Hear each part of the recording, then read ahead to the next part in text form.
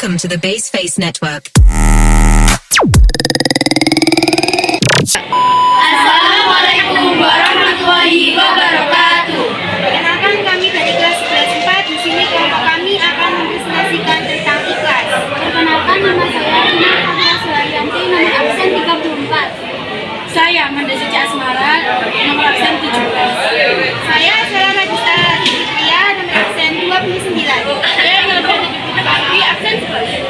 Saya Keisha Sherlia Dispani, nomor absen 13. Saya Railatul Hajidansa, nomor absen 14. Saya Sintayu Dia, nomor absen 30. Pengertian ikhlas secara bahasa, artinya suci, bersih, murni, dan jernih.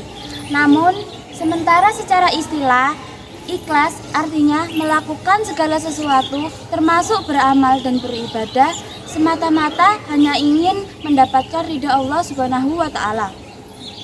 Melakukan sesuatu dengan ikhlas sangatlah mudah untuk diucapkan, tetapi sangat berat untuk diterapkan dalam hati, karena ikhlas termasuk dalam amalan hati. Bisa saja seseorang berkata ikhlas dalam melakukan sesuatu, padahal dalam hatinya mengharapkan imbalan, pujian, ataupun pengakuan. Oleh karena itu, ikhlas harus terus dilatih dalam hati setiap muslim agar semua amalan yang dilakukan diterima oleh Allah Subhanahu wa Ta'ala. Allah Maha mengetahui apa yang ada di dalam pikiran dan hati kita.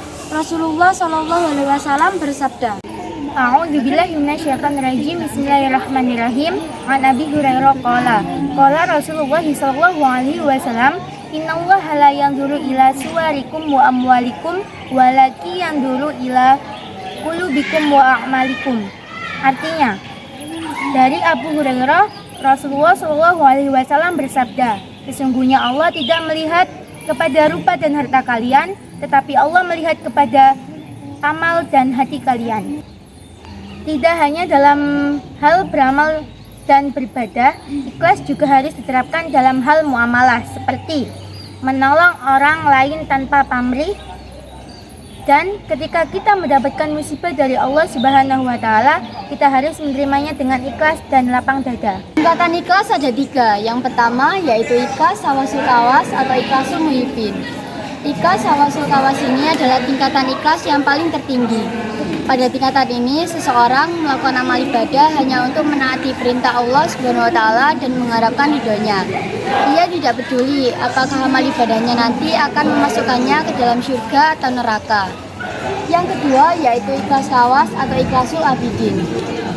Ikhlas kawas ini merupakan tingkatan ikhlas yang kedua. Pada tingkatan ini, seseorang mengharapkan agar Allah Subhanahu wa Ta'ala memberikan balasan di akhirat, seperti dijauhkannya dari neraka atau dimasukkannya ke dalam surga. Yang ketiga yaitu ikhlas awam. Ikhlas awam ini adalah tingkatan ikhlas yang ketiga.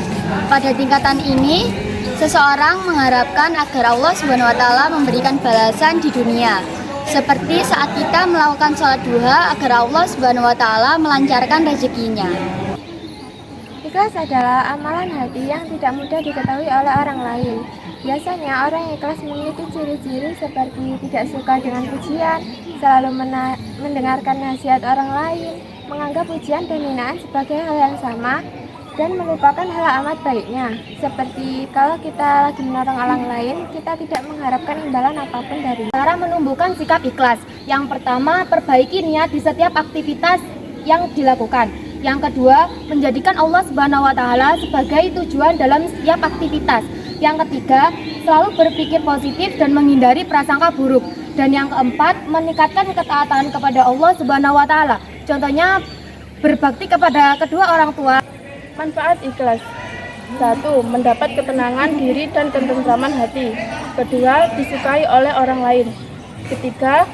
Mendapatkan hidayah dari Allah Subhanahu wa Ta'ala. Dan yang keempat, menjadikan amal ibadah diterima oleh Allah Subhanahu wa Ta'ala. Akibat tidak ikhlas: A. Hati menjadi tidak tenang. B. Dijauhi oleh orang lain. C.